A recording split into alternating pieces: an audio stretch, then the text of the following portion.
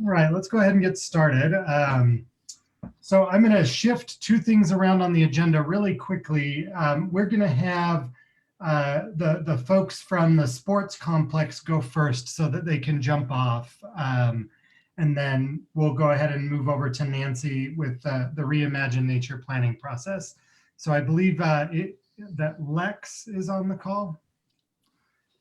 Yeah, hi, I'm here. I need the applicant to present the project. I'm not an advocate for the project. I'm third-party neutral planning staff. Okay. Here to answer questions about city processes and city code. Okay, I will wait for them to join. Will you let me know when they've joined? I'm on. This is Troy Anderson. Right, Kevin Rowe and Troy Anderson. I'm counsel and Troy Anderson is the architect for the project, and Troy will be presenting for the project. Super. Troy, you should have the ability to share your screen if you have a presentation. So we'll go ahead and let you get started. Great. I'm just going to bounce between two things. I'm going to start with an overview, just a site plan with an aerial off of a CAD drawing, and then I'm going to bounce to a PDF to view. So I will share that here. Okay, so what you're looking at is just the overview of the project. You're looking at Winding River Cove, existing road with a cul-de-sac at the end, and then 1040 South, which since this aerial has been extended to the west to tie into Redwood Road. Right, So you can't see anything on your screen. you can't see anything? Oh, well, let me do this. Let me stop sharing this, and I'll do a different share, and then I'll just go to a PDF presentation here. Can you see this? Yes. Okay. So what you're seeing here, I wonder why. Let me see if I can share the other one again, because it'll be more helpful if I can do that. Does that show up now? Yes. Okay, great. So project here, you've got Winding River Cove, existing road with a dead-end cul-de-sac, 1040 South, which extends now out to Redwood Road. That's been newly developed within the last year. This building, which is labeled North Building, is the existing facility, which is an indoor soccer training facility. And then South Building, which is a mixed use with, it has soccer facilities in one part, and then it has offices and an assembly area in the front. So that is the park, the general project. There's existing parking lot to the north and to the south. And what happens right now is there's an interstitial space here of about 70 feet in between the two buildings. And that's what we are proposing to infill. So I'm going to change now to a PDF so you can see more specifically the project. This again is the north building that is existing, the south building, and then the infill area. So there used to be a property line between these two. That property line has been addressed, and there's now just one large property. So there are no property issues between the two. And what we're proposing to do is an addition as shown here. So to be a multi-use facility, in that on the first floor, what the intention is to have a drop-off area, and this will function as an event center. So they can have an exhibition hall in the main floor with a stage at the end, a small area for artists to prepare for their presentation, then a large area of restrooms with toilets, obviously sinks. This is all done per occupant load calculations that we've come up with. A small coat room. We do have then a stairway, two stairs, one interior, one also interior with a direct access to the exterior, and elevator room. As we go to, this is just a, so that's the overall, that's the main floor plan we just talked about. And then as I go up the stairs, we go to a mezzanine level, which is this middle drawing, in which we'll have a balcony with two balcony arms that overlook down into the exhibit area or the event area. And then behind that is a nightclub that is proposed, which will function independently, and again does have its own ingress and egress. for exiting, and also a separation for minors and all those different things. And then that nightclub has an elevated ceiling with a loft, a VIP loft with a limited occupant load to look down into the nightclub area below.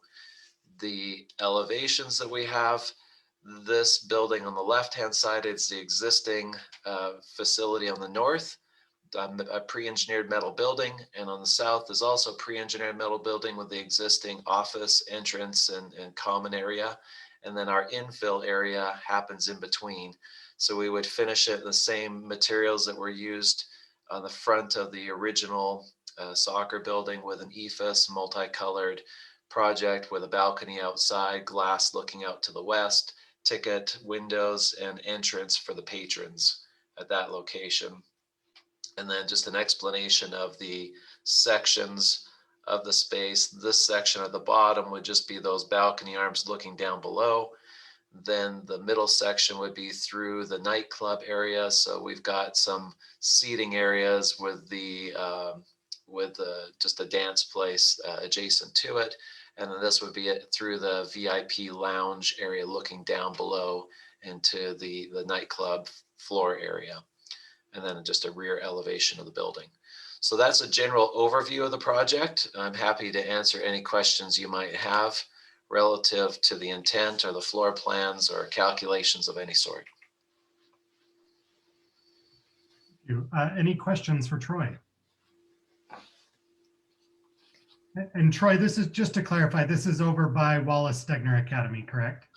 Yes, that is up the road and to the west.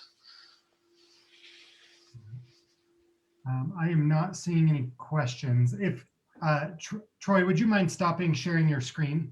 Oh, sure. Sorry about that. It's okay. Okay, there you go. Were there any questions? I apologize if I didn't see them. Doesn't look like it. Well, thank you, Troy. We appreciate you coming to present. We won't take any official action on this. We just like to do it as an for information for neighbors. Okay. Is there any follow-up you need from me or any other documentation? I don't think so. If you just let us know how the project develops as you move forward. Okay, great. Well, I guess I'll sign off then. All right. Thank you for your time. Thanks for coming tonight. Thank you. And Turner? Yeah.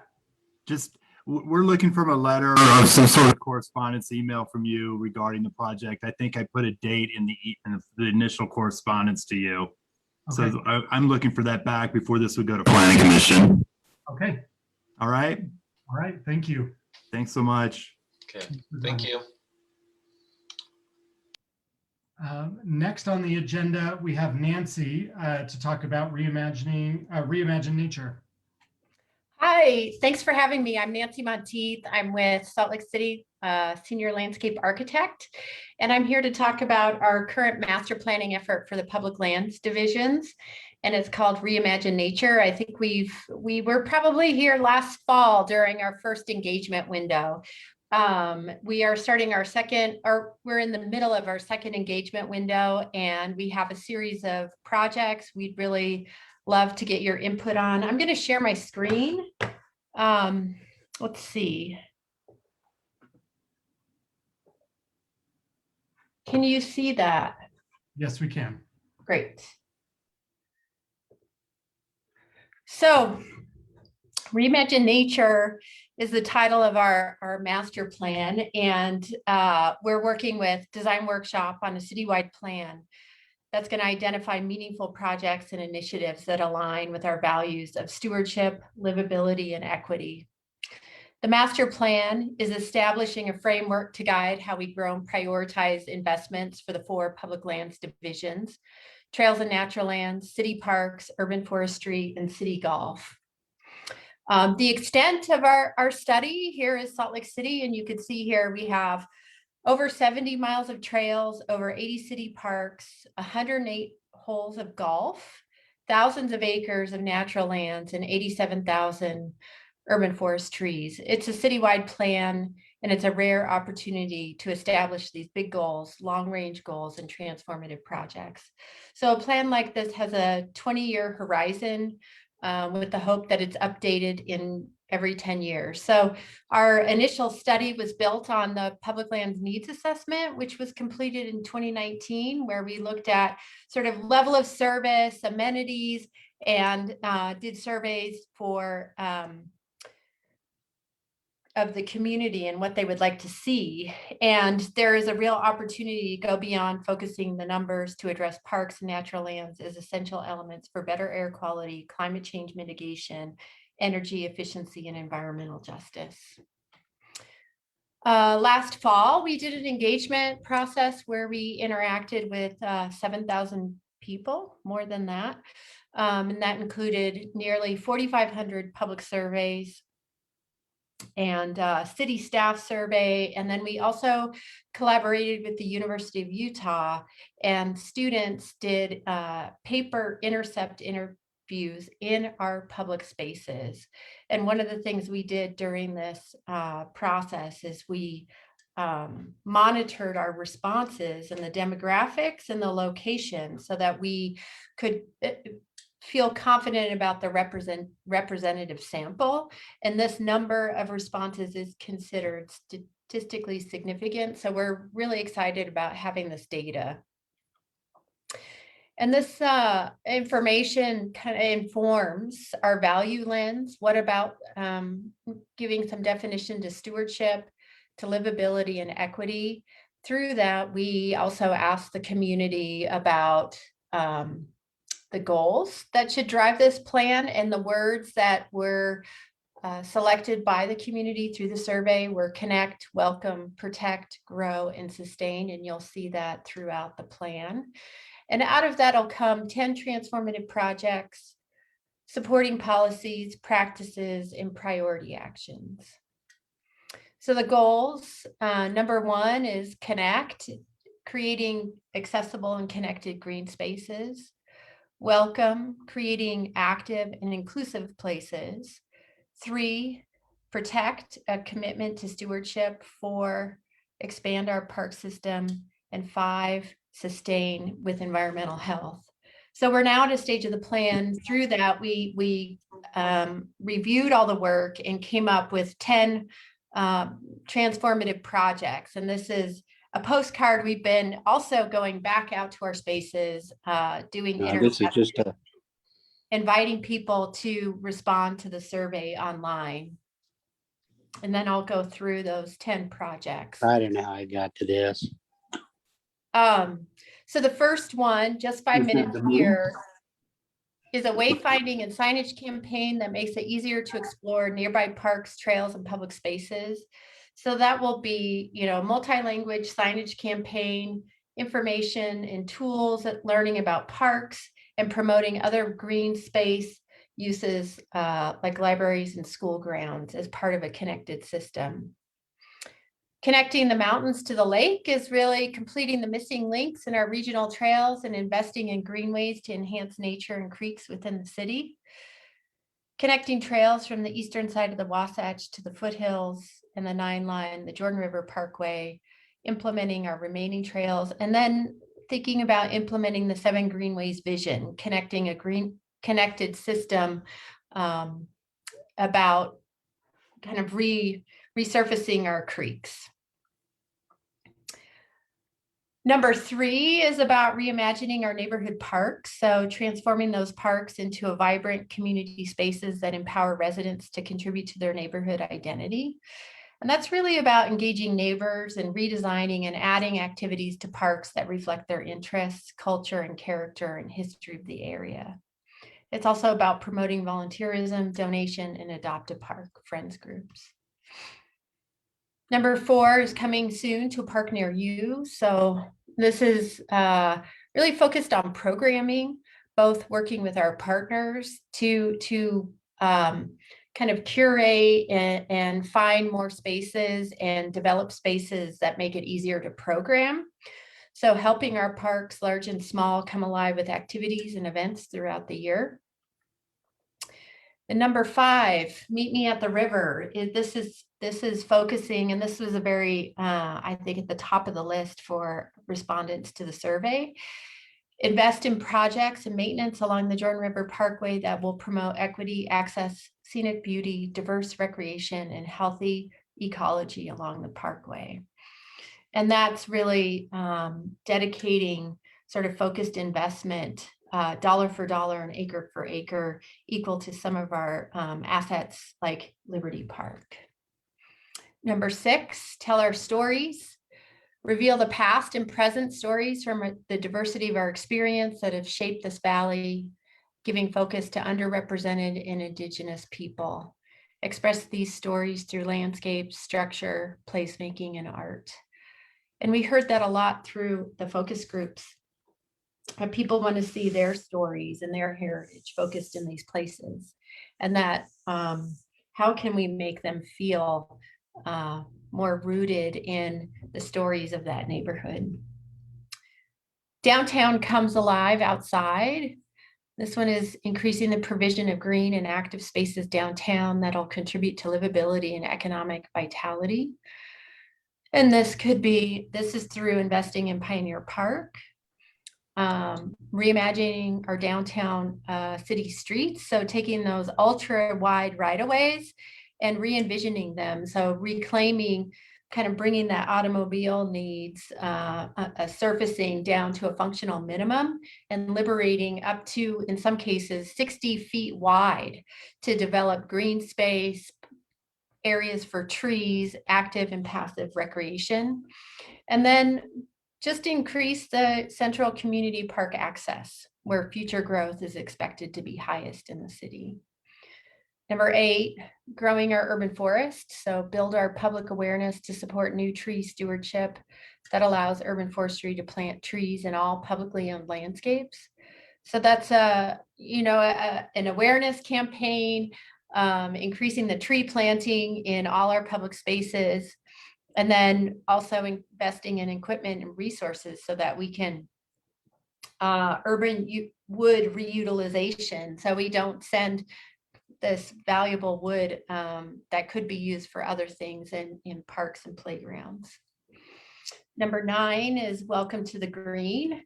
And that is inviting appropriate alternative use of our public golf courses for greater benefit. And with this, city golf was added to the public land system in late last fall. So after our first survey. And this project will not reimagine golf per se, but is really looking for ways to make it feel like in what ways can it be more publicly accessible, whether it's perimeter trails or through the concessions area, or is there possibility for events, or is there a shared use when golf is not playing, what other things can happen? And Mountain Dell is probably our best current example, with it being a Nordic track in the winter. Number 10, put environment first. This one is really about cultivating more biological diversity in our parks and natural areas.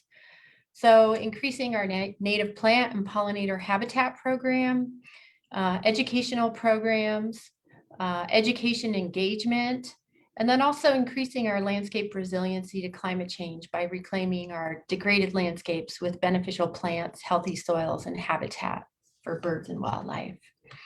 So this, we invite you to take, it's between 5 and 10 minute survey where we're asking specifically about each project, how satisfied you are, if you think we're on the right track. And then at the end, there's 2 exercises really saying which of these projects do you see are most important and which ones are kind of most urgent, and that will really help us prioritize the projects as we move forward. And you can find more information about all of this on Reimagine Nature, saltlakecity.com. So I'd love to entertain discussion or questions.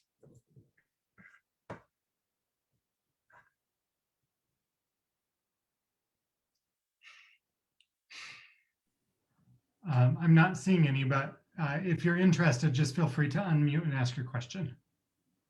So our public survey online will be open till May 7th. And we'd really, I think want this plan to reflect the community priorities. And you can read, there's also a full report on the engagement window #1 that's really rich in response and detail. And if you're interested in that, there's a lot there. And then also a little more, you can go through those projects again and read a little more in detail. Thank you. I'm going to do a last call for questions. If you have questions, now is the time. All right. Well, thank you for your time, Nancy. We appreciate it. Yeah, thank you. Take care. With that, we're going to move over to our elected official updates. We'll start with Representative Romero. I saw that you had joined. Yes, I'm here today. So thanks for having me. It's been a few months since I've been to the Glendale Community Council meeting. Hold on, let me turn off my TV because it looks like there's police sirens in back of me, but there's not. Really, nothing to report. We ended the session, and if you want, what we can do probably, and we had a couple of town hall wrap-ups. What I can do is I can send those to you, Turner, if people want to watch those. But what we're going into now is what we call interim. And so we will be meeting once a month. It's usually the third Tuesday and Wednesday of the month. And on Tuesdays, we have appropriation meetings. And so we're each assigned to a particular committee. I serve on law enforcement and criminal justice and executive offices. So the budgets I'm dealing with are around law enforcement and the executive branch. Other members of my caucus serve on different ones. During the interim, I sit on public utilities, and I also serve on law enforcement and criminal justice. So those are kind of my areas of expertise. But we will also be going into a special session. We'll probably have a special session in May on the third Tuesday and Wednesday of the month. And we'll be looking at all the federal funding coming our way and how we're going to allocate that and how we're going to spend that. And so that's kind of on the radar for us. Today, I participated in a ceremonial signing of 3 of my bills. So during the legislative session, I ran 8 pieces of legislation bills and a resolution. And my focus was on sexual assault and sexual assault mostly, and domestic violence this session, and then also on police reform. So when George Floyd was murdered about this time last year, myself and other members of my caucus that are from the ethnic minority groups decided that we want to take a stance and really push police reform in the legislature at a state level, because a lot of times at a local level, law enforcement, municipalities' hands are tied because they have to report. I mean, state sometimes prevents them from doing things. And so I ran 3 particular bills. One was on de-escalation, arrest control, and CIT training, which is to how to work with individuals who might be having a mental health crisis. Right now, law enforcement's required to do 40 hours of learning, training a year. And so I wanted to kind of start a minimum of 16 hours that they have to do de-escalation training, arrest control, and mental health, what we call CIT, crisis intervention training. And a lot of people were like, well, why only 16 hours? I go, this is a starting point. I think what people tend to forget is this is the state of Utah. I'm of a caucus of 17, which are Democrats, and the majority are Republican. So I have to find ways in which to pass policies that are important to me and to the people, many of you, that I represent. And so that was our starting point. The other bill I ran was on weapon pointing. And so what this bill does is that anytime a peace officer points a weapon or a taser at someone, they have to document it. That data goes to a post, and they keep that data. And this is really about transparency, but studies show every time a peace officer documents when they point a weapon or a taser at someone and they document it, they tend not to point anymore. So it's part of training.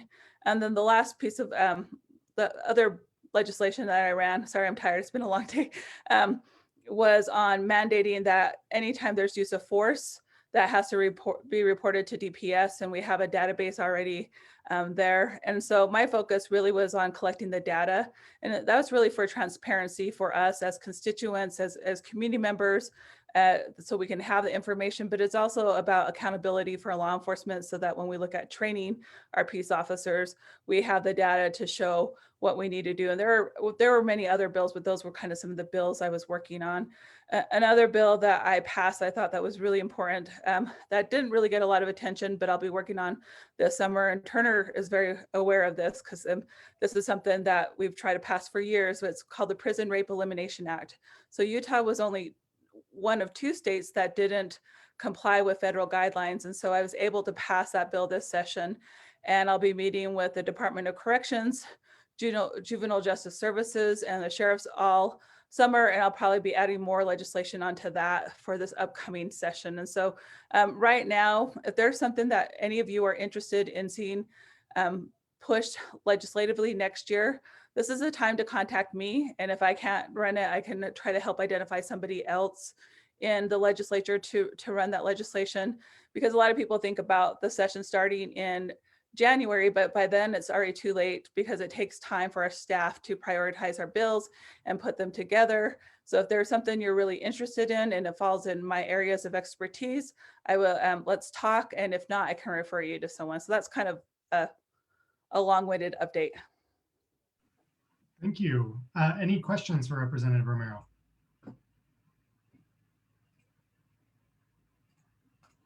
All right, I don't see any. Thank you so much for being here. That's okay. Thank you for having me. With that, we'll move over to Josh from the mayor's office. All right, thanks, Turner. Hi. Hold on a sec here. There it goes. Sorry, I'm on my phone, so the turn on camera button was small. So, hey everyone, my name is Josh Arroyo from the mayor's office, community liaison for districts 1 and 2. So, I don't have too much to share today. I'm sure as you, if you follow the news, know that the mayor has continued the mask requirement within the city for Salt Lake City, and that is continuing just the same way as the state requirement was in place before April 10th. So that is continuing. Additionally, also we just provide more information, more update on the mayor's initiatives. Sorry, I had a screen that I was pulling up here. The mayor's initiative for planting 1,000 trees on the west side every year continues, and with urban forestry and other partners in the city to continue planting 1,000 trees every year on the west side during the mayor's term. And that got kicked off this month also. So be aware of that, and opportunities to be involved through the community council in caring for the new trees in our neighborhoods. Also, the Racial Equity in Policing Commission, they continue to have their public meetings. The next one scheduled for next Wednesday, April 28th. And you can go to Salt Lake City Boards and Commissions website and look up the schedule. And you can also view the agenda and minutes for the previous meetings and for the subcommittees within that commission. And I feel like I had something else, but I am not recalling it at the moment. I'm happy to take any questions that any of you might have for the mayor's office.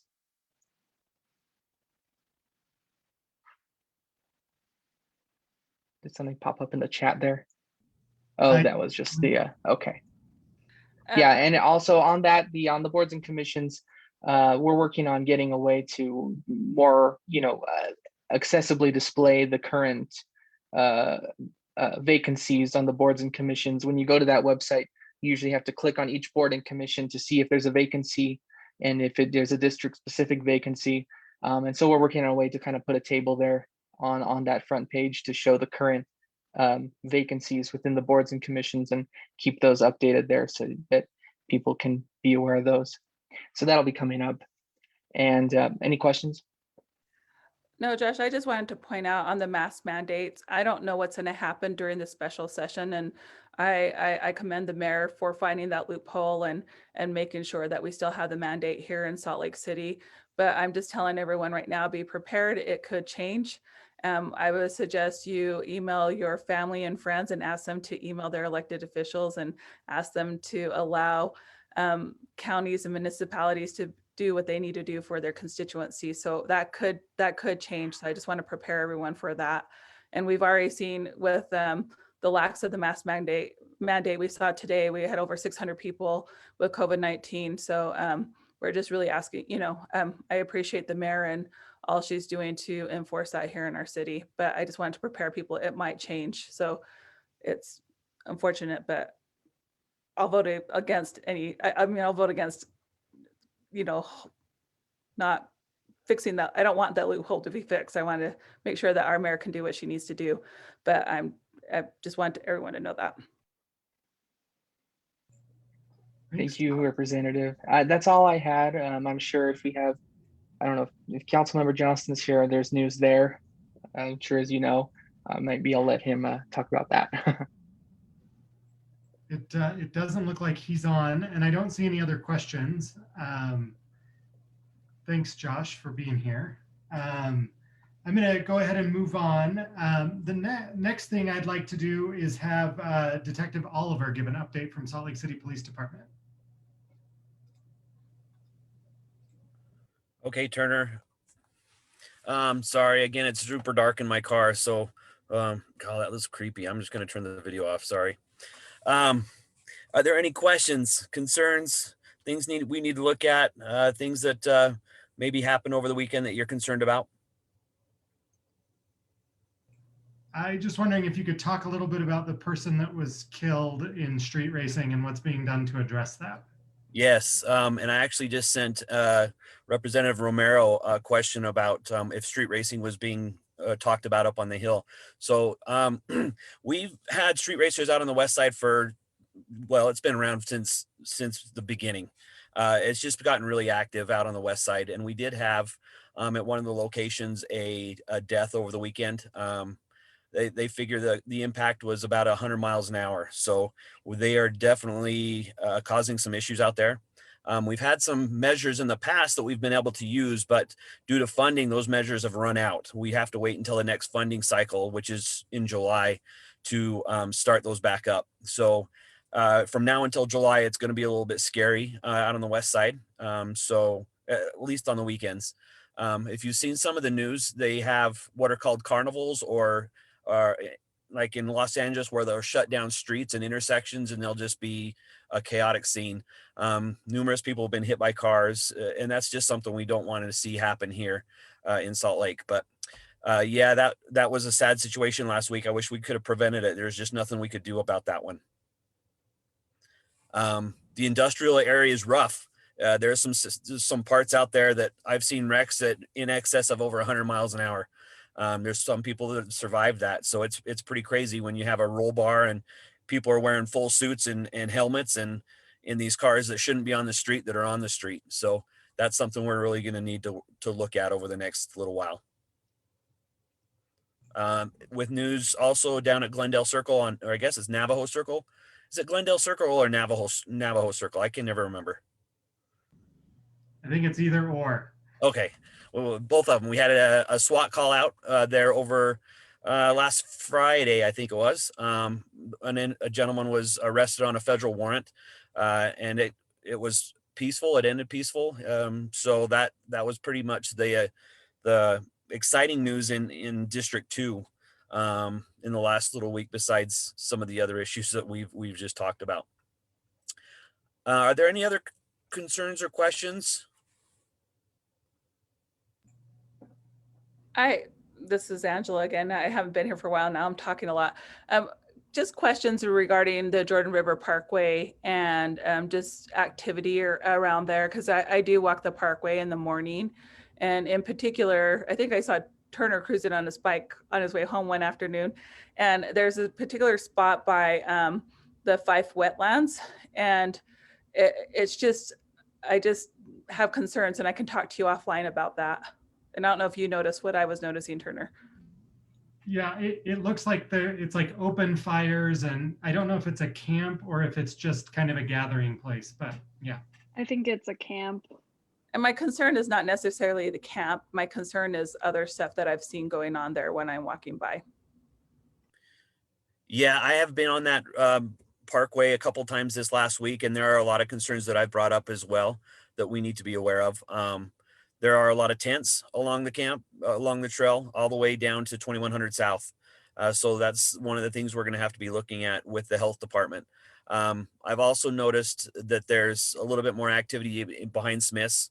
There, it is at Cottonwood. I can't remember the 9th South Park. I can't remember what that is.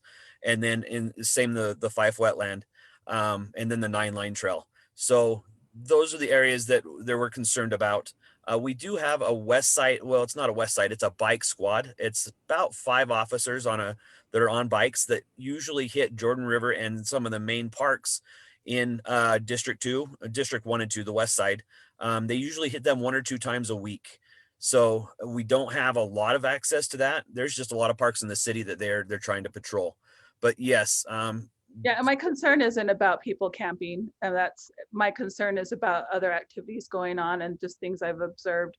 And and so yeah, I'll talk to you offline about that. But my concerns are just about safety, really, and some of these individuals that are there and they blend in with other people. And so the camps aren't really my biggest concern because there's nowhere for people to live right now. Right. But my concern is the fact that there's some other activities going on there that I'm pretty observant on, and just want to see if we can, and I'll talk to you offline about that. Sure. Yeah, let me know. Because that's you guys know your neighborhoods better than we ever will. So if you see something like that, please let me know. Yeah, and I've lived here for 20 years, and yeah. There's some things that I haven't seen there before that I'm seeing frequently, and they're of great concern to me. Okay, so we'll try and head that off. Thanks, Representative Romero. Any other questions? Turner, did you get your bike stuff figured out? Yes, I'm working with community outreach on it. Perfect. Okay, I'm glad you got a hold of them. Thank you for pointing me in the right direction. Yep, and I'm just going to go through some quick numbers so I don't take up any more time. District 2 has still concerns. We've gone up in the last year to date. We are up 42% in violent crimes, which is a huge concern. The majority of that is, of course, it's ag assault, and a lot of it has to do with families, DVs, which are really hard to mitigate. So that's one of the things that we've seen go up in District 2. And then on property crimes, believe it or not, we've actually dropped huge in our larcenies, our car prowls, and our stolen vehicles in the last month. We are in the green, which is a first for District 2 in a long time. Over the year to date, we are down 10% in actual vehicle theft. We're still at 36. We're still at 36 in the red, though, as far as car prowls. So again, if you see anybody in your neighborhood that you look in your neighbor's windows of their car or your car or anything, please call us. The quicker we can get out on those, then the quicker we can usually tie with that person into multiple thefts or multiple car prowls. And I'll leave it at that. Turner, it's all yours. Thank you. Any final questions for Detective Oliver? Doesn't look like it. Thank you, Detective, for being here. Thank you. I don't believe that I've seen anyone from Salt Lake City Fire Department. Let me know. Let's go ahead and move over to Ken from Sorensen Unity Center if you want to give an update. Yeah, thanks, Turner. Hi, everybody. My name is Ken Perko. I work with the Sorensen Community Campus, the Sorensen Unity Center, and the Multicultural Center. We are slowly getting back to normal operating hours and programs. Currently, we're open from 7:30 a.m. to 9 p.m. Monday through Friday, and 9 a.m. to 5 p.m. We've got the fitness center open with all of our programs, unfortunately, are still requiring appointments, but you can make them online or by calling the center. So we've got the fitness center open, the boxing gym, the basketball gym. The pool should be open relatively soon. They're finishing up work on a new HVAC system in there. And we also have technology access open in the mornings and the evenings. We still have Tax Help Utah doing volunteer tax income tax filing assistance through May 18th with the new the filing deadline extended. And we also have the donated dental clinic operating as well as our youth programs. So wanted to just give a heads up on that. We are, of course, following the mayor's mask mandate. So masks are required inside the building, but they're not required outside of the building. So if you wanted to come and hang out outside, we've got robust Wi-Fi and some solar charging benches out behind the building. And so invite everybody to just come check it out on the corner of 9th West and California Avenue. And that's it. But also, if anybody has any questions, I love questions, suggestions, comments? Yeah, at the last month you mentioned vaccine were available there. Is that still going on? There was potential for there to be a vaccination clinic, but that's not happening. We do, I forgot to mention though, so we partner with the university's wellness bus. And so we've partnered in the past on chronic disease screening, and that is still occurring on Tuesday afternoons and evenings. And we're also doing some nutrition programming classes and activities just outside on the plaza with the wellness bus. But yeah, no, sorry, no vaccines. Thanks. Any other questions? All right, thank you, Ken. Thank you. With that, we're going to move over into Lily and Brandon's presentation on the One Glendale plan. But before I have you present Lily and Brandon, I just want to give a little bit of background for those who might not be familiar with what we've been doing. So for the past year, Lily and Brandon have been working with us to do surveys, to reach out to neighbors. We put door hangers on every door in the neighborhood to encourage folks to complete a survey. Basically, what we were trying to do with this planning process is to create a strategic plan or just a plan for the community council. So as we go through the plan, you're going to notice a few things that may come up. One of them is public safety. It's reflected through the planning, but we didn't have it as its own specific plan section because we focused on items that we knew as a community council that we could engage in and that we could make a difference in.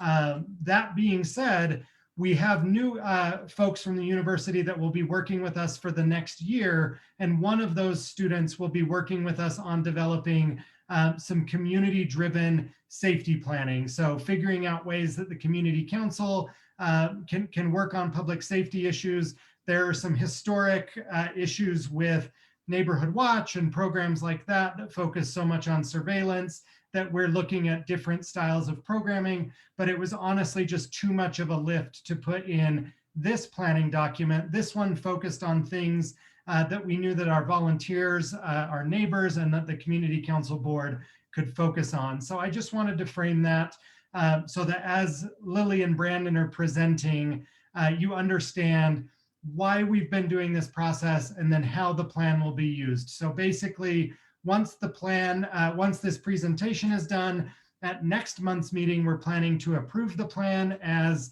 the community council plan for the next couple of years. And then we'll get to work on implementing the many recommendations and different things that are held within the plan that Lily and Brandon are going to talk about. But if you have ideas or things that you'd like to see us work on, we really, really want folks to be involved. It's really important to us that we reflect what the community wants and the needs that you're seeing. So if there's things that are missing, we absolutely want to entertain and bring those to the council so that we can focus on those. With that, I'll turn it over to Lily and Brandon. Great, thank you. Am I able to share my screen? Yes, you should be able to. Yes, awesome, thank you. Right. Get situated here. So can you all see the slideshow? Yep. Great. Awesome. I guess just to start out here, so my name is Brandon, and Lily has also been working on this project with us over the past year or so. It's called the One Glendale Plan, and Turner did a great introduction to it. So without further ado, we'll just kind of get into it. Yeah, so Turner did lay the groundwork. The purpose for this plan, as many of you might be aware, this is sort of the first of its kind for the Glendale community, and it's aimed just to really help leverage the different concerns and interests that the community has at a citywide level to continue this collaborative environment of working with the city and seeing its role that it plays, hopefully as a tool for the Glendale Community Council. As the council and as different community members have found, there's just this immense amount of untapped momentum on a lot of different initiatives and projects and programs in Glendale. So we're hoping that this plan kind of sheds some light on that, as well as addresses the community's desire to actually update this existing infrastructure and these spaces and continue to activate these areas to achieve a lot of the goals and specific action items that are outlined throughout the plan. Glendale, of course, is one of Salt Lake City's most diverse neighborhoods. That's an advantage and that's an asset to the community. And we're hoping that this plan really aims to reinforce and reunite that community and give it this sense of unity, which is why it's called the One Glendale Plan. It's just bringing everything together. And we believe very strongly that Glendale is at this really incredible inflection point in its history. So it has the opportunity to be proactive in its planning while leveraging concerns. So there's this measured desire to minimize the displacement of long-term residents, as our representative identified. There are a lot of people who live in this area who've been there for 20, 30 plus years. And we want to preserve that neighborhood and their assets and the existing sense of community that is already there, while trying to welcome newcomers and being proactive about this inclement growth that's facing Salt Lake City and the West Side in general. Go to the next one there. All right, great. So we were able to identify some visions, some overarching statements through a variety of different surveys, one-on-one interviews, meetings that we attended over the past, better part of a year. And we believe that those were summarized in a way, and again, this is the voice of the community. We're here to sort of illustrate these findings, but we believe very strongly that the One Glendale Plan is the voice of the residents themselves. So Glendale should be safe for all residents, regardless of their age and ability. Glendale should be clean and litter-free. Glendale should support its diverse populations and cultures, provide easy access to outdoor recreation opportunities, be a place that young people want to and have the ability to stay in as they grow up, and receive an adequate amount of investment from the city, both from funding, capital improvements, and just time and consideration, as well as proactively promote sustainable lifestyles. And a lot of these visions are carried over in many of the different focus areas of the plan. So Turner shed some light on our role in this process. And many of you may be familiar with this process, so I'll try to keep it brief. But essentially, the One Glendale Plan was formed as an idea by the Community Council in 2020. And at this point, there was this original focus area list, quote unquote, and those help to inform different sections of the plan, which are called focus areas. And then in July 2020, we were fortunate enough to partner with the Community Council as interns for this plan, and we've been working with them since. In August 2020, we formed the One Glendale Steering Committee and conducted a kickoff meeting with the steering committee. Following that, in September, we were able to conduct steering committee interviews, which were one-on-one and based on these focus area interests at the time. So we asked the different steering committee members what parts of the plan they would be interested in shedding some light on and helping to inform different actionable items and goals and just information for the One Glendale Plan. And after that, we were, in lieu of COVID-19, unable to do very much community event and outreach in person, unfortunately, but we were able to host an in-person on-site community visioning event at the Raging Waters site, which we were really excited about. There was a report which was released in January, and a lot of the findings from that report can be found online in the final report, and it's also included in this plan. And then November and December, we wanted to sort of give people an opportunity to enjoy the holidays and not bombard them with surveys, but we took that time to write the survey. And in January, we finished writing and released the One Glendale Plan community survey. There were English and Spanish versions and print and online versions to hopefully get as many people. Oh yeah, there's a link there in the chat for the Raging Waters report, but we wanted to give people an opportunity to respond to these survey questions because it was a huge part of what had helped to inform the different focus areas of our plan and our findings. And as Turner also indicated, we distributed door tags from some generous volunteers to every house in Glendale. Those were bilingual. We also conducted targeted ads and social media outreach on Facebook and on Instagram to encourage people, again, in Spanish and in English, to take the One Glendale Community Survey and voice their concerns and interests.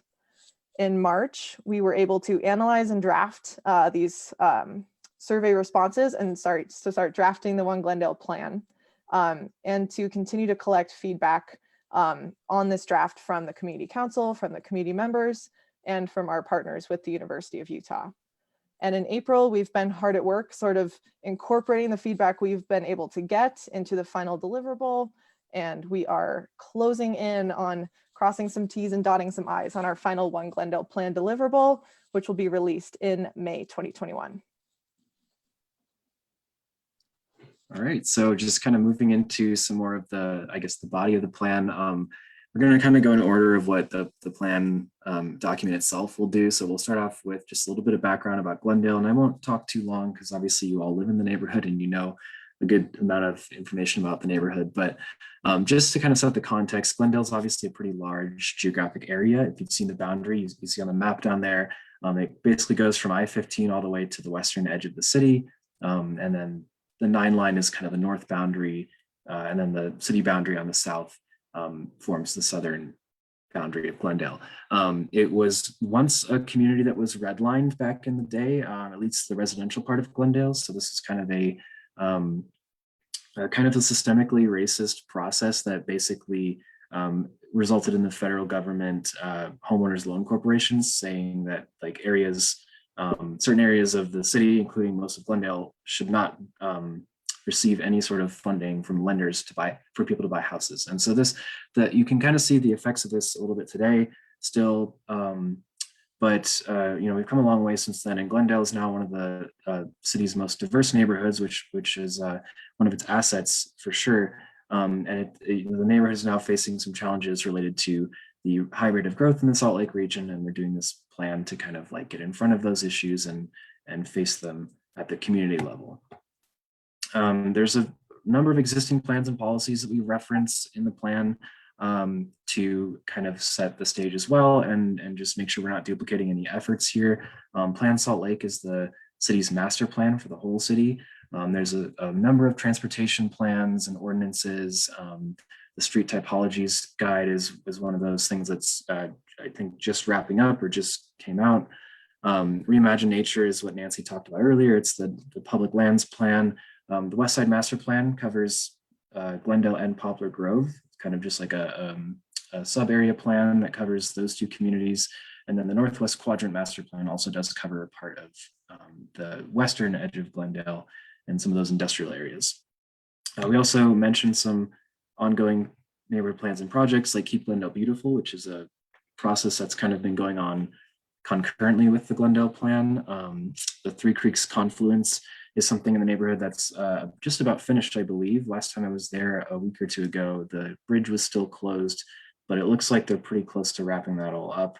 And then there's also some talk about potentially doing a dark skies ordinance at the city level, and that would be something to kind of help eliminate or reduce light pollution, and Glendale would be a part of that conversation for sure. And then just to give a brief snapshot of the community to further set the context, I'll just kind of go through this as quick as I can. The neighborhood's got about 12,300 people in it currently, according to the census. The population density is just shy of 4,000 people per square mile, which is a little bit less dense than some other neighborhoods in the city. It's also majority people of color in the community. About 70% people of color live in Glendale. And the largest single ethnic group in the neighborhood is Hispanic and Latino, according to the census. About a third of the community is foreign born, and the largest share of the foreign born population hails from Mexico. The current median household income in the neighborhood is about $57,000. 12.3% of adults in the neighborhood have a college degree, which is far lower than the Salt Lake average of 46.5%. Although one area where the community excels compared to the Salt Lake average is the high school dropout rate. So only 2.8% of high school students drop out in Glendale compared to 5% in the city average. It's also a very family-oriented neighborhood. About 80% of the families are, or 80% of the households are considered family households in the neighborhood. And just a little bit more here, 3.8% is the housing vacancy rate, which is pretty low, and that may be the source of a lot of the neighborhood's kind of affordability issues as of late. About 62% of the homes in the neighborhood are owner occupied compared to about 40% renter occupied. 77% of all the housing is single family homes, about 10% duplexes, and the rest is kind of just small percentages. And in Glendale, 87% of people commute by car, and just over half live within a 20-minute commute of work. So people live fairly close to work in Glendale. This is a map down here of the general zoning of the neighborhood. You can see in the eastern portion of the neighborhood, that's where kind of the residential areas are. And then most of the west is either industrial, open space, or a little bit of commercial. This is a zoomed in picture on the left there of the zoning map on the residential side. You can see that there's a big chunk of residential there, kind of surrounded by some commercial, and there's also some commercial spaces mixed in there, and public areas such as schools and libraries, and then of course the green space along the river. And then the map on the right here just kind of shows the greenery index in Salt Lake City. The blue boundary is the Glendale neighborhood boundary. And it's just an interesting map to see where kind of the highest concentration and density of vegetation is. You can see it kind of clusters around the parks, and that's pretty expected, but it is interesting to see just how different the density of greenery is in the parks compared to the surrounding neighborhood and industrial spaces. Great. So as we've identified, we've discussed several different quote unquote focus areas within this plan while leaving room for future project opportunities. And as Turner indicated, we're going to have hopefully some future projects and partners with the U to address some of those other areas. One of them in this plan is neighborhood parks. And as many of you are aware, one of Glendale's premier assets is its proximity to a lot of different parks and open spaces. We're calling these neighborhood parks. Most of these, as you can see on that map on the right, are along the Jordan River corridor and are pretty similar in tune. However, they tend to vary in terms of accessibility, in terms of maintenance, funding opportunities, the amenities that they have, and different uses that are offered within those. So that's important to note as we go forward. There have been many sort of pop-up projects at a lot of these parks that have failed to upkeep some of the maintenance requirements that should have been coupled with those, which we've identified. Great. So, and through the survey and some interviews, some findings that we had, again, I'll try to move quickly as well, is that overall maintaining our existing parks and infrastructure in these spaces was much more preferred for residents rather than developing new parks. So that's encouraging that residents have a stake in these places that already exist versus feeling like we need to spend the time and resources to build new things. It's much more prevalent at this point in time to just upkeep and do better maintenance in our existing parks and open spaces. About 95% of respondents believe that parks as a neighborhood amenity are important or extremely important. Our most visited parks in Glendale, according to the survey, were the International Peace Gardens, the Glendale Park, and the Jordan River Peace Labyrinth. Along those lines, the least visited were the 9th and 9th Skate Park, Modesto Park, and Glendale Golf Course. These come from different reasons. and 9th and 9th Skate Park and Glendale Golf Course offer niche uses. So that's most of the reason why they are the least visited. That said, the 9th and 9th Skate Park and the bike park are incredibly important opportunities for the Glendale community, and yeah, they are cherished, and that was also proven throughout these surveys and interviews. Along those lines, we wanted to offer aspirational sort of broad-based goals, as well as specific implementation opportunities or more actionable opportunities for the Glendale Community Council moving forward for each of these sections. So for neighborhood parks, some broad goals include supporting year-round uses, so not just summertime, springtime, fall uses of the parks, but really seeing what we can do as a community to support year-round uses and finding creative solutions. Building and maintaining vibrant and safe spaces, allowing these parks to act as a space for all socioeconomic levels of residents, creating unique destinations, incorporating a rich diversity of its residents, and there's a variety of ways to do that. Some specific implementation opportunities include maybe implementing a community activated parks project program or something of the like. Those have been really successful in similar metropolitan areas. And the interesting thing about them is they are community led and community first, and help leverage priorities from the community to different regional municipalities at bigger levels, so that these voices get sort of more highly retained than they otherwise would be muted in the process. So that's sort of an overarching goal of the One Glendale plan in general, but that's also something that the CAP program can do, as well as sort of fostering these ongoing and retained partnerships that already do exist within our area. So Seven Canyons Trust, Jordan River Commission, Tree Utah, SLC Parks and Public Lands Division have some similar goals, and working closely with them can help partner with funding opportunities and things like that. As well as we can work to solve some maintenance access and amenity issues through some small and medium sized grants, and many of those are outlined specifically in the implementation and looking forward section of this plan. All right, and raging waters, like we mentioned in the process. So along 17 South and 12 West, as many of you are aware, this was once a very well used and profitable water park. However, it is not currently of that state. It's been shut down since 2018. Since then, it's become a home for crime, unsafe activity, things like this.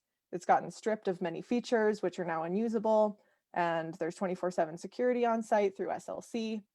But this site, we want to note, presents an especially important site for Glendale. Residents are passionate about this area and are invested in the future of its development. So that's why we felt it warranted its own section. As we mentioned in the process as well, we were able to host a community visioning event on October 31st. We also presented an option for people to do this online. So in case people couldn't make it that day, because it was Halloween, we wanted them to still participate. So we had an online version. We also offered the same prompts in the community survey. So everyone who took the survey was able to voice their opinions and priorities for the site through that as well. Through these different concerns and interests, a lot of different creative uses came out through these discussions. And we believe very strongly that it is Salt Lake's best interest to work very closely with the Glendale community and the community council in general to ensure that this site, whatever it becomes, reflects the community's culture and identity and these nostalgic sort of things, and takes into account what the Glendale community most wants the site to become. So some options we presented, of course, are non-exhaustive, and these were informed by the survey and by different community involved interviews. They include remaining a water park, because many people are advocates of that. Another option is a water feature plus some open space, which is sort of more generalized open space. Scenario 3 would be water feature and more community space. So meeting and eating areas, seating spaces, potentially some public art, things like that. And then number 4, again, features something along the lines of a water feature, and then more curated recreation space. So sports courts, fields, recreation opinion or options, and things like that. And then scenario 5 is sort of on the other end of the spectrum, where it's looking closely at its proximity to the golf course as well as the 17 South River Park, and seeing what we can do to encourage linkages between these different green areas that already exist. And there's a lot of different options there and different amenities that could be homed in a larger regional park. So through those findings, there's a picture on the right of our community event. We wanted attendees to specifically be asked what they felt instead of just what's your favorite, what's your preference, what do they think is the best option for children and families, the most financially and economically feasible, the best for seniors and those with ADA access, and the best for preserving site heritage and Glendale's identity. As we can see, the third option here, again, these are just hypothetical options, but a water feature and community space was favored by many, as well as a regional park connection, followed by water space or water feature and recreation space. Although it should also be noted that many people felt the best option for children and families was to remain a water park.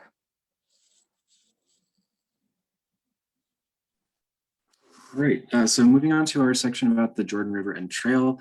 One thing that became really apparent through our interaction with the community and the survey and our interviews was that the Jordan River is one of Glendale's most important assets. I think I heard somebody once refer to it as the centerpiece of Glendale because it kind of flows right through the center of the residential section of the neighborhood. It offers a lot of opportunities for people, not just from Glendale, but from all over, for things like kayaking and canoeing, wildlife viewing, biking, jogging, etc. And the trail itself and the river also connects to a lot of the neighborhood parks. I think all of the parks in Glendale almost are directly adjacent to the river and the trail. So we asked in our survey what some of the top concerns were regarding the river and the trail, and you can see the whole list of things that we asked about in the report once it's released, but the top 5 that came out of our survey were litter and debris along the trail and in the river, safety and security along the trail, goathead thorns, lighting, which could maybe be wrapped into safety and security as well, and then a lack of public art along the trail. The bottom left chart there shows that a solid majority of the neighborhood considers the trail and the river to be a somewhat important amenity in the neighborhood. Going up to the top right there, we did find that people use the trail for both recreation and transportation. Nobody uses it exclusively for transportation, but there are a solid amount of people who use it for a combination of the two. And then when we ask people how often they use the trail or the river, the majority of people use it at least once a week, if not more often. So it's obviously a very well-liked and very well-used amenity in the neighborhood, and it only makes sense to just try to preserve it and improve it for the future. So some of the broad goals we came up with were increasing safety, including lighting improvements and other things, controlling litter and debris along the trail, getting control of the invasive goathead thorns, and ensuring that all residents of Glendale have access to the opportunities that exist in and around the river. So some specific opportunities that the Community Council can explore are doing more litter cleanup events. I know that the Community Council has done these in the past where you kind of go either walk the trail or canoe in the river and pick up trash and just kind of help beautify it. Definitely more of that could be helpful. A really cheap and easy thing to do would be to install more trash cans along the trail so that people have opportunities to responsibly take care of their litter.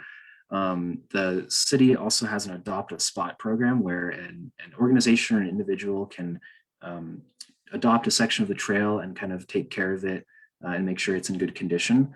So the Community Council could maybe facilitate that with either organizations in the community, or the Community Council itself could adopt a spot on the trail. Increasing patrol presence would be something that could help increase safety. And we want to be really careful with this because we obviously know that not everybody is going to be comfortable if there are armed police officers kind of on the trail and along the trail in a lot of places. So we're thinking that maybe something like a ranger program could be helpful, where you have kind of uniformed people along the trail who kind of either walk or ride up and down it or whatever, and they're unarmed and they can just help answer questions and take care of issues that arise on the trail and connect people with resources, things like that.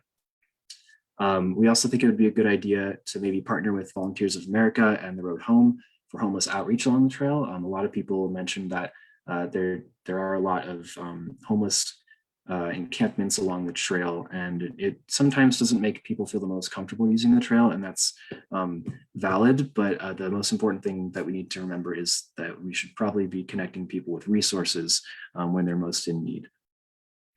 Equipment rental stations along the trail would also be a good idea. So maybe just a little shack somewhere in a park where you can rent things like kayaks, canoes, other sorts of recreational equipment, so that people don't need to own their own equipment in order to use the river.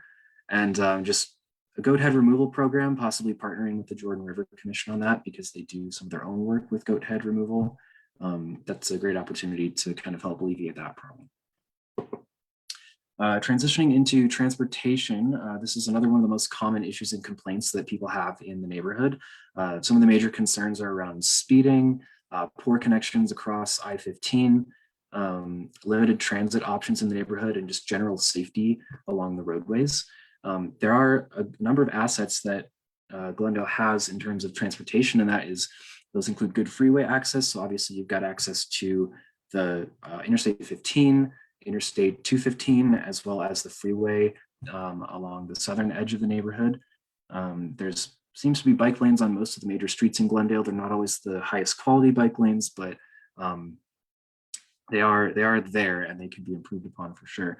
And the Jordan River Trail and the 9-Line Trail also can be transportation assets in the neighborhood. We asked in our survey what types of transportation modes people use, and you could choose a number of modes, so they're not going to add up to 100%. But the overall majority of people, virtually everybody, uses a personal car. Solid majority also walk or use wheelchairs throughout the neighborhood. Just under half of people told us that they bike in the neighborhood from time to time. And just over a quarter of the neighborhood uses public transportation at some point. And then the rest are small percentages.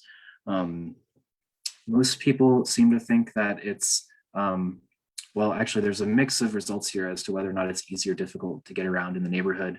But the easy and somewhat easy are definitely a larger chunk than the difficult or somewhat difficult. And there's a large number of people here, about a third, who say it's neither difficult nor easy. So mixed bag there. And then another mixed bag when it comes to maintenance of transportation facilities in the neighborhood. There's a solid number of people who said it's both good or bad. And then also a solid number of people who think it's just kind of neutral. But there are a solid number of people who think that maybe we could do better with road maintenance and things like that. We asked about how people perceive Glendale streets to be safe for children. I think this is a really good metric for safety, because if a street is safe for a child, then it's probably safe for everybody else too, because children are some of the most vulnerable road users. So a lot of people, actually a majority of people in the neighborhood, answered that they did not feel the streets in Glendale are safe for children. So if we can kind of decrease that number and make people, make the streets more safe for children, and make people perceive the streets to be safer for children, that would be definitely a worthwhile goal. And then when we asked people what transportation improvements they want to see prioritized in the neighborhood, the top options were street lighting improvements, traffic calming to help increase safety in residential areas, sidewalk maintenance throughout the neighborhood, road surface maintenance as well. And then rounding out the top 5 is adding more bicycle and pedestrian facilities in the neighborhood. And you can see the whole list here, and it will also be in the final plan document. So our broad goals for transportation include improving roadway safety. That would include reducing speeding and improving street lighting. We would like to focus more resources on pavement maintenance, including roads and sidewalks. Increasing multimodal access would be important as well, so people have options other than personal vehicles. And then improving east-west connections. And so specific implementation opportunities the Community Council can explore would include advocating for a traffic calming program at the city level. The city had one many years ago, but it no longer exists. And there's been some interest recently in kind of reviving that program or starting a new traffic calming program. And we can definitely advocate for that sort of thing at the city level. Also advocating for just general street and sidewalk repairs. Some of the problem streets that people listed in our survey were 1300 South and 1000 West along the river. 900 West came up a few times, and a number of others. We also think that the city transportation division could designate some streets as neighborhood greenways, which would basically designate certain residential streets as kind of bike and pedestrian priority streets without actually taking cars off them altogether. It would just kind of make the traffic a little bit calmer, lower speed, lower volume, so that the streets feel safer for everybody who uses them. And then Safe Routes to School is our final implementation opportunity here. The community council has been in a conversation with one of the principals of one of the schools in the neighborhood to get a pedestrian bridge across the surplus canal from the apartment complex to the schools. So we're continuing to explore how to potentially make that journey to school safer for some of those kids in the apartments. Our next focus area is environment and sustainability. And we know that here in Utah, we definitely strongly value our natural environment and its beauty. And Glendale is no exception to that. There are some environmental issues in the neighborhood, such as litter and air quality and water quality. And not all of these can be controlled directly by the community council, but they are important to consider for sure. We asked people how easy it was to recycle in Glendale because we just kind of wanted to see how that was. Most people seem to think it's fairly easy, but the exceptions were that people mentioned some issues with the availability of glass recycling because you can't put it in the your curbside recycling containers. Also, plastic bag recycling was a concern as well. When we asked people what sustainability measures would benefit the neighborhood the most, the top 5 results were managing litter, planting more trees, decreasing driving rates by making other options more attractive, encouraging water efficient landscaping that's better suited for our arid climate, and incentives for upgrading home appliances to more efficient ones. And so our broad goals that came out of this section were reducing litter, which has kind of been a common theme throughout a lot of this plan, increasing access to glass and plastic bag recycling, planting more trees and water efficient landscaping, reducing driving rates, and helping homeowners get access to energy efficient and water efficient appliances. And so a couple of implementation opportunities that the community council could explore would be regular neighborhood cleanup events, potentially monthly. And this could be a part of the upcoming Keep Glendale Beautiful processes as well. And you could partner with local organizations like the Bennion Center and the Sorensen Center to get access to volunteers potentially. And then a tree planting program could be beneficial to the neighborhood as well. Partnering and continuing to work with Tree Utah would be a good approach to this. Incorporating trees into Keep Glendale Beautiful is another possibility. And just making sure that we use native trees that are suitable to the local climate would be an important thing to consider. All right, so the next focus area was culture and public art. And Glendale's diversity is an asset to the community, and being able to strengthen the fabric of this community while celebrating the diversity of Glendale was one of the overarching goals for the One Glendale plan. We felt that public art came up really common in a lot of surveys and interviews, which is why it was lumped into this section as well. And this community identity and culture in many ways can help shape the social dynamics of the residents in Glendale. It can tend to inform which services are offered at a local, regional, and statewide level. And that we also found that public art is one way to represent different identities and stories within the community. It is not the only way, but it is one good option for the community council to continue to explore. So supporting the different identities of Glendale is really crucial to sort of foster this sense of community pride and emphasize this. And then also responsibility, empowerment, and harmony throughout the community. Some things that came up in the survey when we asked what makes Glendale unique was, as we can see in the word cloud on the left, many people felt its diversity, the Jordan River, the community itself and the people in it. There's much love for the Glendale community and these different places, the residents, and all these different things that we can see there. People feel it's very friendly and inviting. There are just some things to continue to keep in mind and continue to build upon with future projects and implementation. When we asked what public art or community opportunities are important for Glendale, many respondents felt that opportunities for local artists, makers, and entrepreneurs were important. Other respondents felt that community-wide festivals or celebrations were important, which is why things like the Glendale Neighbors Festival is very important to continue to host, and maybe do so in a variety of different ways, and continue to sort of expand upon ideas like that and see what works well for the community and what they want to see more of, as well as hands-on community art making experiences, as well as artist training, mentorship, and workshops and areas to do those things, as well as educational opportunities to expand on these skills in the community. So some broad goals include having the Glendale Community Council facilitate an ongoing dialogue and participatory opportunities for residents of all ages and abilities, continue to partner with local organizations, and the Glendale Community Council already does this, but continue to expand upon these things through tactical urbanism projects, better support for local artists, business owners, entrepreneurs, increasing some placemaking initiatives, really letting people know when they're entering Glendale and different areas around Glendale, how to get around, things like that. Increasing cultural representation in the public process. So increasing different forums that are provided, different opportunities for people to voice their priorities and concerns is really important to gauge what works for them, and then meeting them in those places that works well for them.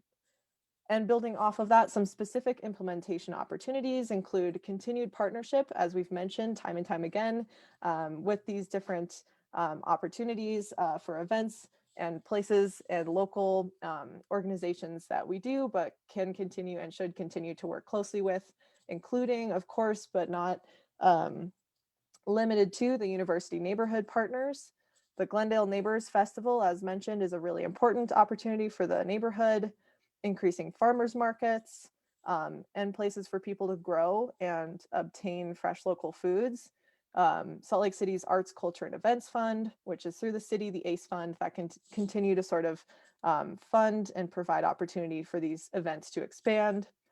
Community-led art installations, we're seeing some of this now on some of these pending projects along the Three Creeks confluence, along the 9th and 9th skate park.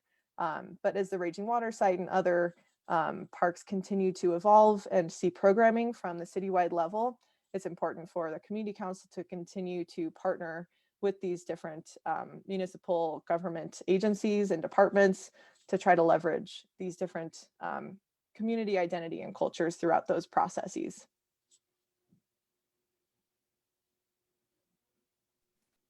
All right, and then just to kind of wrap up today, for looking forward from this plan after it gets hopefully approved and adopted at the community council level, we hope that the Glendale Community Council will use the plan to advocate for the community's needs and interests, and that it will kind of help to guide the community council's work throughout any potential future changes in leadership, so that there's kind of a unified vision that persists throughout different changes over time. It's not a plan that can be officially adopted by the city as an official city plan, but we do hope that we can work with maybe the city council to get some sort of informal recognition. We do identify some funding opportunities available in the plan, and you'll be able to read those in the final plan when it's published. Those funding opportunities can help to give the community council some more resources to help do some of the implementation that we're suggesting here. And then finally, obviously, the plan is going to have to be updated at some point. The world changes, the community changes, and so you have to kind of stay on top of that. And so we think that potentially aiming for updates every 5 years or so would be a good strategy for this plan, which would put the beginning of the next planning process in summer 2025. In the meantime, if there's anything that needs to be added that pops up before the actual update process, the community council can produce amendments to the plan and vote on those and adopt them. And then when it comes time to do the actual updates, of course, U of U students, particularly planning students, may very well be willing to help out with that, just like Lily and I have been doing this past year or so. So that, I believe, is all we have for you today, and I'll stop sharing. And I believe we'd be happy to take questions or comments or anything of that nature. Yeah, and thank you everyone for listening to our update. We're really excited about where it's taken us and everything we've learned and the people we've gotten to work with and hear from throughout this process. So we're really thankful. I just want to say thank you to Lily and Brandon. This has been a ton of work and you've done just a really, really remarkable job. I wish we could do something in person to recognize and celebrate you guys, because you guys have just done an incredible job.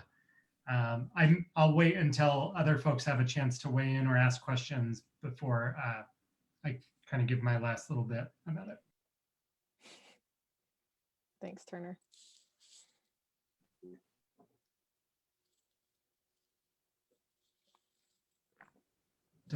It doesn't look like there's questions or comments. So I just want to again, thank you guys, but I want to speak a little bit. There's a question from Lindsay in the chat about implementation, and it leads into the business portion of the meeting that we have. We have a couple of items of business to get to tonight, but I just wanted to let the community know where this plan is headed. So Lily and Brandon have done just an amazing job over the last year of putting this together, and all of these recommendations, now the community council wants to get focused on implementing them. And so I'm going to run through a bunch of things really quick that we're working on already. This will not be the only time that we talk about this, but we're going to have ongoing conversations. This plan will be with us for at least the next 3 years, and we're going to spend several years working on implementing the different recommendations. So one of the first things, we are organizing in the fall Glendale Neighbors Festival. And so this will be a signature festival like Groove in the Grove in Poplar Grove or the Rose Park Festival that will be held here in Glendale. We had planned to do it at the end of May, but the COVID situation is just not in a place where we're comfortable doing an event. So we're looking at doing that in September. Again, we'll provide more information as these things move forward. The other thing that we're working on, and this will start at our May meeting, we will be bringing a proposal to the community to create an arts committee for Glendale to implement some of these public art projects. And one of the first things that we want this committee to do is identify all the different locations and opportunities for public artwork. And then we'll start applying for grants and actually implementing some of these public art projects. We've been in communication with some different funders of this and are really excited about the different opportunities we have for public artwork. Another thing that we've been working on, and we've been working on this for a year, we had another student with us named Damien who's been helping us go through Keep America Beautiful's affiliation process. And so we are at the very end of that process. The 2 votes that we have tonight on business are the last 2 steps in that process. And then we will become the first affiliate of Keep America Beautiful in the state of Utah, right here in Glendale. And with that comes funding and a bunch of different opportunities to implement litter control and beautification projects. So the next thing is we are one of our new interns who will be starting, I believe in June, is going to work with us on creating a Friends of Glendale Parks program. So we will be implementing some community, I can't remember what you called it, community activated parks project. We'll be implementing that here in Glendale and follow a similar process that we did for this One Glendale plan for planning for the parks. The next project, one of the other things that came out of this process is an interest in expanding our skate park here at Jordan Park. And so we also have an intern that will be working with us on a planning process to do that. And we have been in contact with the Tony Hawk Foundation and the Skateboard Foundation to look at expanding the skate park here in Jordan Park. Another thing that we're doing, and this will start in May, for the month of May, we're putting on an event called Glendale on Parade. So we're encouraging people to decorate your homes, submit your address so folks can come visit and really just celebrate and hopefully inspire people or just kind of celebrate Glendale. So I'll be sure to share some flyers for that. And there will be more information as we get closer to that. But we've partnered with Clever Octopus and Neighborhood House to put on Glendale on Parade. So we'd love for your participation if you're willing to decorate your house. The next thing is we don't have an intern in place for this, but we're working on it, and we expect to do a community public safety plan to build on those issues of safety that Brandon and Lily mentioned repeatedly through their presentation. You may have noticed that safety appeared on almost every single slide. And so it's a much bigger topic than we felt we could make a section of One Glendale for. And so we'll be working on that with an intern over the next year. The next thing is welcoming Glendale. We have an intern in place who's going to work with us. We joined the Welcoming America Network at the end of last year. Basically, what we're going to do is focus on making Glendale more inclusive, really celebrating all of our cultures, different communities here in the neighborhood.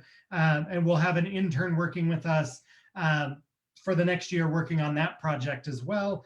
And then the last thing is Buy Nothing. So a few months ago, we joined the Buy Nothing movement. So Glendale has Buy Nothing Glendale Facebook group now. Basically, if you're not familiar with Buy Nothing, the idea is that we want to build a gifting economy here in Glendale. So if you need a couple of eggs, rather than having to run to the store, you can post on Buy Nothing Glendale, and folks who have eggs can give to you. And we've started to see more traffic and engagement on that Facebook group, but we want to continue to grow that as a way of just sharing.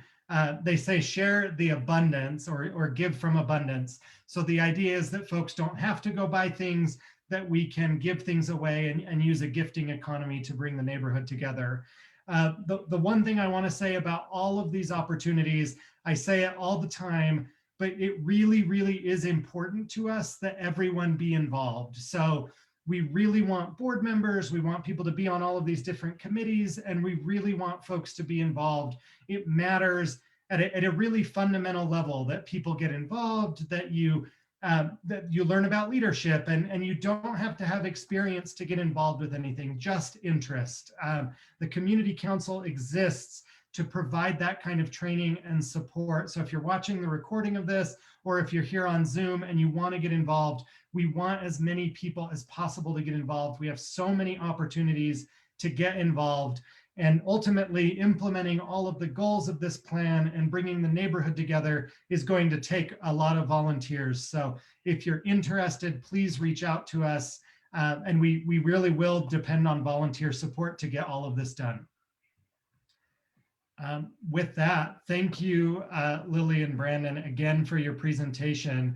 Are there any other questions for Lily and Brandon, or suggestions for things that we should focus on based on the presentation?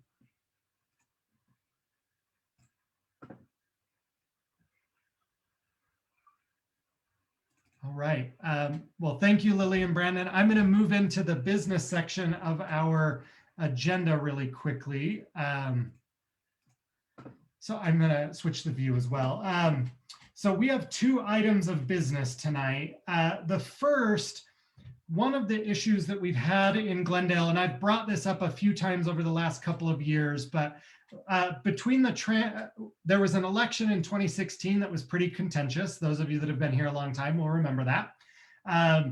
After that election, the address of the community council, we haven't ever had a permanent address. And so what happened is we ended up not receiving tax information. We lost our 501c3 status. We're on the cusp of getting that back. I just got a letter from the IRS yesterday, so we should have that back. That's held back a lot of our programs and ideas that we've wanted to implement. But now that we're getting that status back, I reached out to NeighborWorks, who is a constant partner of the Community Council. We work with them all the time. They support the West Side Coalition and different things. I reached out to them to see if they would be willing to let us use their address as our permanent address. And they are willing to do that. Basically, what we just have to do is each year, the city requires each community council to submit information on who our officers are and what our address is. And so what NeighborWorks would do is work with whoever's registered as the board officers to pick up the mail. So, and we don't get a lot of mail.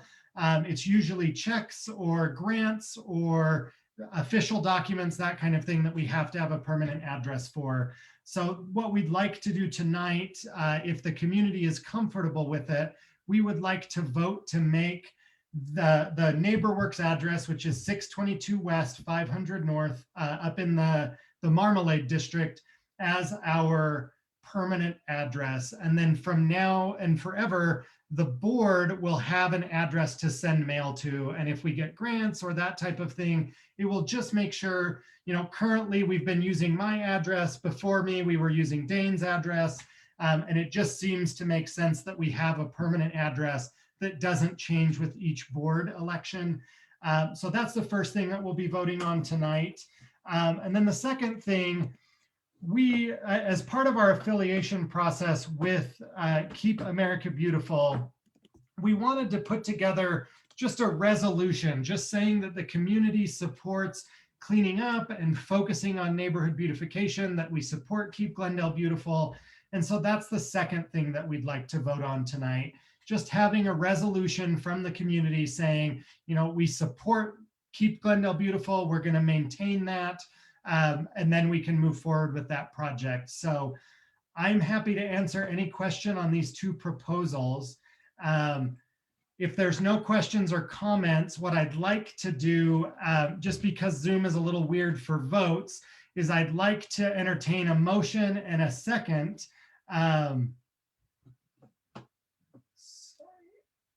Ken, I'm going to read your comment in just a minute. But, sorry, Ken, can you actually just bring up what you put in the chat? I think this is important before we vote. Yeah, sorry. And I know, this is just super late to the discussion. You've obviously done the work with those guys. We just have this like mailbox thing that's in the Unity Center parking lot, and it was put in there when there were going to be lots of different organizations operating within the facility, and it's just not used that way. And so it's kind of like, in an apartment complex where there are different mailboxes and everybody's got their own key, we have it there and we use like 3 of the 8 of them. So because it is a city facility, it would seem like you guys could kind of have a mailbox, and then if that would make it easier or harder, I don't know. And, sorry, you've already done all that work, but I just wanted to put it out there that it is kind of, the Postal Service delivers directly to those mailboxes. It's outside, so you could get the mail whenever you need to. Anyway, just putting it out there. Sorry, I know that probably threw a monkey wrench in potentially. No, that's actually really helpful. I think it would make sense to have a box here in Glendale as opposed to at NeighborWorks, because it would be right here and very accessible. So maybe what I'll do is, instead of voting on the actual address tonight, if the community is comfortable, the board can come back at the May meeting and let you know the permanent address.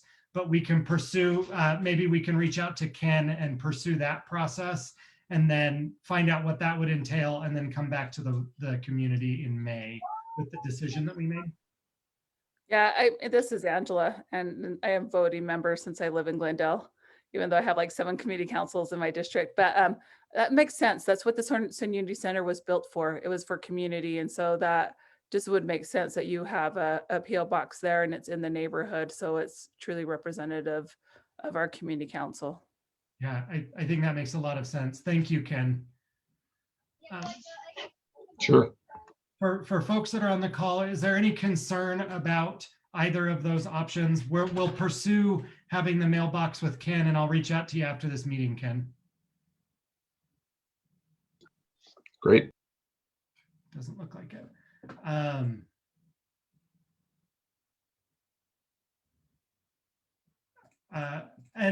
Lindsay, I don't believe there's fees with either option, but we'll look at that.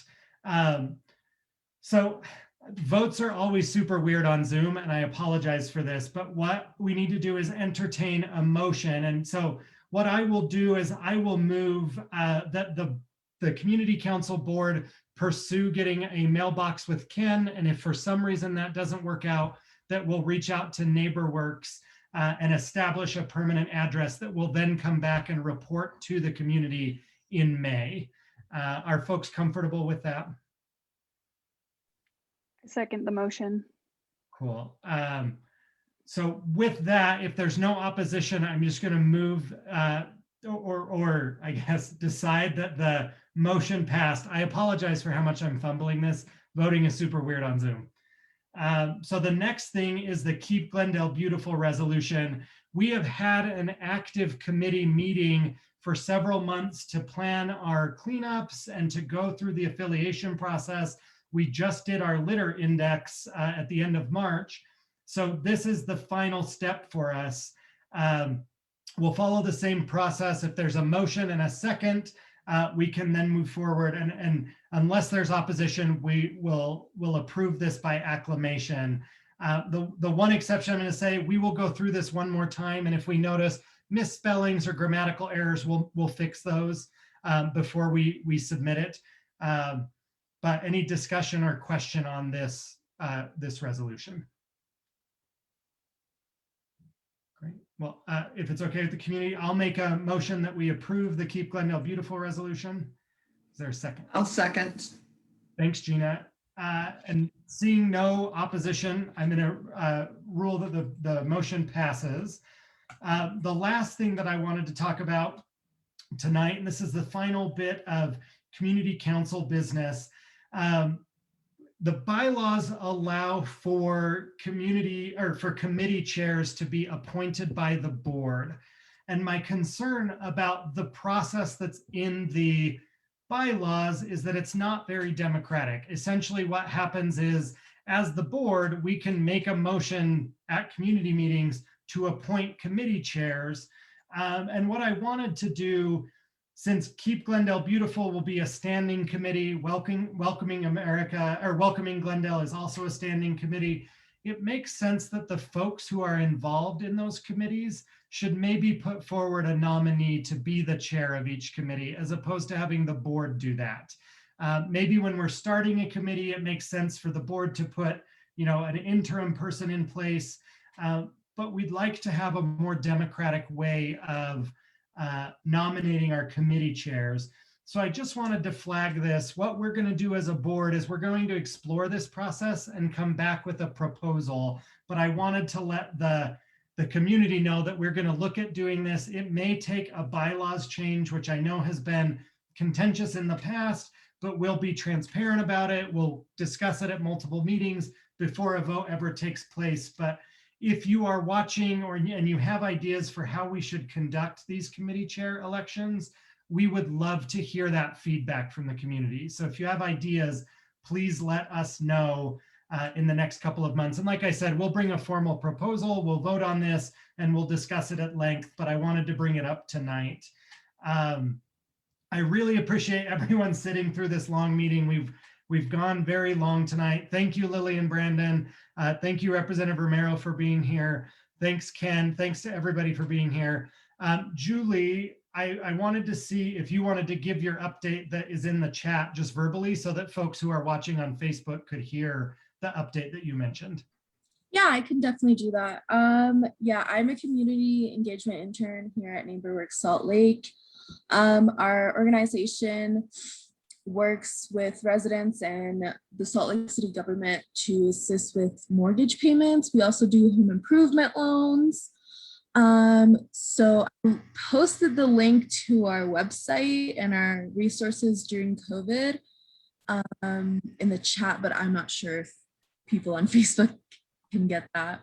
But yeah, I'll put it on Facebook right now. Awesome. Sounds good. That's where you can learn more, and feel free to stop by our office or call us if you have any questions. I can also put our phone number in the chat. Just give me 1 second. And I'll make sure I put that on Facebook as well. Thanks, Julie. There you go. Yeah, of course. All right. Before we adjourn the meeting, are there any other updates? For folks that are on the Zoom call, if you have an issue or something you'd like to talk about, Lindsay, I'd be happy to stay after and answer your questions. We end the public portion of the meeting, and then I stay on the Zoom call to take suggestions or comments or ideas. So are there any more updates for the public before we adjourn the public meeting? All right. Well, thanks, everybody. I really appreciate everybody's time tonight. Thank you so much. Thank you. Good night. Thanks, y'all. Bye, everybody.